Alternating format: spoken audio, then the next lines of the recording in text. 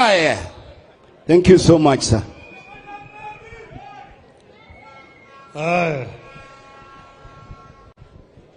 It is a very, very painful thing that we stand here today to send off our brother, our hero, Charles Ong'ondo.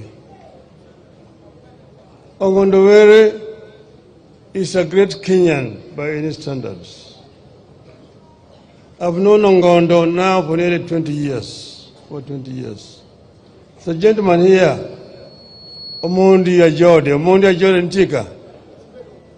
Omondi Ajode here. Ajode is not around. That is the guy who introduced me to Ong'ondo. Ong'ondo was living in Meru, and that's where he lived most of the times. I'm the one who invited him to come here to Kasipul. But Ong'ondo, by all standards, is a great person. He's a man of a few words, but a man who is very correct in everything that he does. When I went to Meru to introduce my party there, I met Ong'ondo and introduced me to other Meru leaders. He became the leader there. Those Meruans told me, don't look at this gentleman as a Luo. He's a Kenyan. And he's the one who can actually help us to unite us. And he united the people there in Meru and built a party branch which became very strong in an area which was fairly hostile. Ong'ondo likes people and is a man who does not have any grudge with anybody. He actually knew what was going to happen to him. Because when we were celebrating the Pinyeluo earlier this year, we went to a function, and after the function was over, Ong'ondo came and jumped in my car and told me there's some people who are following me here. He just came in and squeezed himself into my car and told me there's some people here with bad intentions. I'm not going to tell you now, but I will tell you later on. So these people have been trailing Ong'ondo for a long time.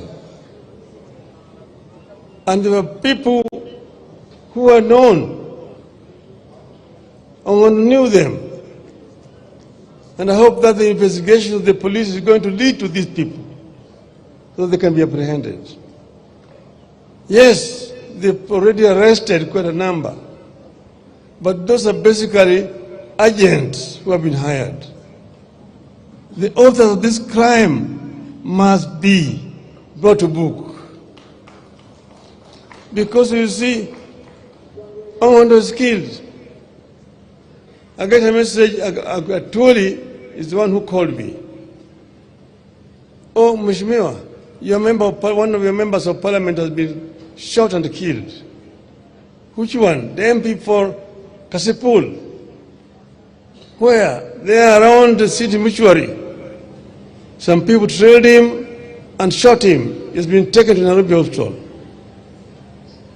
Within 5 minutes of that call, I was in Nairobi hospital. I found Ong'ondo there, lying. But these people had been trailing him from the morning, even the day before they had been trailing him. And the people who are known, of course, they have been arrested. But those others, you have seen that Ong'ondo is killed, and the following day the social media is full of stories of people who Ong'ondo was killed. People who has killed this killer. If Ong'ondo had been killing people, why has he never been arrested and charged? That's not an allegation against Ong'ondo. It is accusation of our security forces that here is somebody, a member of parliament, who can be killing people with impunity and has not been arrested by the security forces. Those people who actually organize those social media reports are themselves the people who are behind this crime. Ong'ondo has been shot and killed, but Ong'ondo's spirit will continue to live on. We cannot live in a society that tolerates this kind of impunity. This must come to an end. These people must be brought to book immediately. And they are known. They are known. And we know that this is actually as a political assassination. Political assassination is, we know it in this region. We've seen people who have been assassinated. We knew Tom Mboya was assassinated. He was shot by Mr. Njenga. But Njenga talked of the big man who was never arrested. You've seen others, the Mumbai was shot in cold blood in front of his family. Nothing happened. We've seen quite a number of these political assassinations. This must come to an end. We must build a tolerant society where people can disagree, but then shake hands at the end of it. Yes, we had a crisis last year. We had a crisis also the year before last. And we were on the streets. But then it's something that Kenya must actually internalize and become a part of our culture. That we can compete very severely. But at the end of it all, people must shake hands and life must continue. Life must continue. That is how democracies are built over the years. Yes, of course, our elections have not been perfect. They're not perfect. We know exactly what has been happening. But Kenya is much more important than individuals. If we break Kenya, there will be no other Kenya tomorrow. We saw what happened in Somalia in 1991. Up to now, there's never been peace in Somalia. Al-Shabaab and all these gangs are roaming around all over the place. People are dying day and night. So we must institutionalize democratic practice in our country, where people tolerate each other, where people can compete peacefully, and at the end of it all, people come and shake hands and the country moves on. Yes, we are partners, and we have worked together for a long time. I'm bringing here today condolences from President William Ruto, President Uhuru Kenyatta, and Honorable Stephen Kalonzo Musyoka. They've all sent their condolences to the family here. We, as members of ODM, must remain steadfast, and we must work to unify ODM as a strong political party. Yes, in a political party, there's always differences of opinion on some issues, but the political party itself must have a firm stand on a particular issue. And that's why people can talk, and talk this way and this way. Ultimately, there's an official position that will be articulated by the party. And the spokesman of the party is usually the Secretary General. So Sifuna, when Mr. Sifuna speaks, he's speaking on behalf of the party.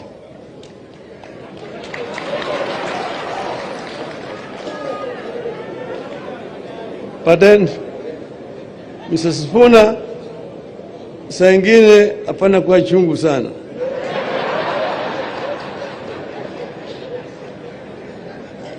So, we a firm stand. We have an arrangement with Kenya Kwanza, and we put it in black and white. And there is a 10-point agenda, which is in the memorandum that we signed. And we want that to be fully implemented. I want to thank our members who have joined the government and are working there. We will give you all the support that you need to be able to discharge your duties properly.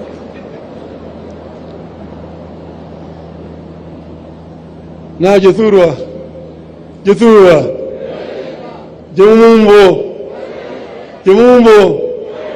Untie,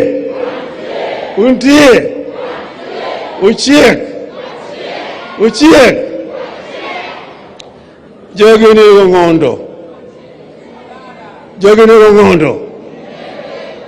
Kataginege, Tongondo buru nyime.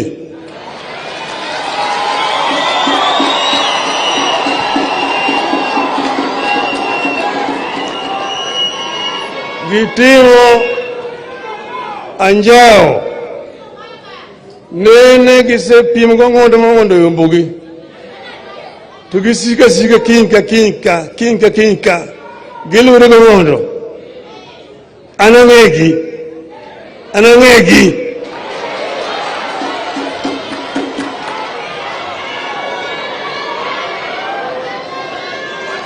Jomojoneki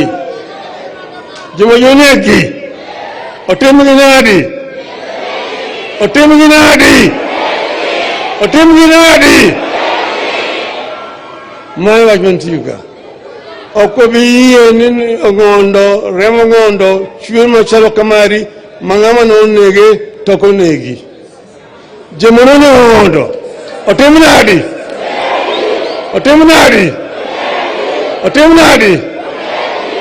But Ong'ondo will live forever and ever. Family Ong'ondo, we will stand with you. We stand with you. They say the king is dead.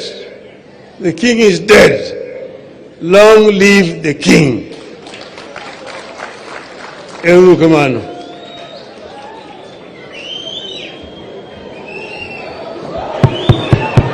Thank you, Your Excellency, for those great words of wisdom. Tumpigie kinara wetu mpendwa makofi. Hatujamaliza hafla yetu. Niombe tuketi. Dr. Allo, please. Dr. Allo, please come to the stage. Yeah. After Dr. Allo, for a second, I'll return to you for the final benediction. Kindly.